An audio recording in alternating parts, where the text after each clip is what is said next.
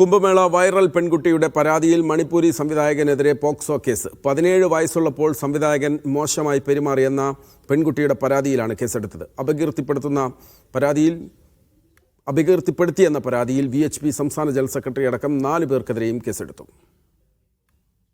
The diary of Manipur സിനിമയുടെ director Sanoj മിശ്രക്കെതിരെയാണ് POCSO നിയമപ്രകാരം കേസെടുത്തത്.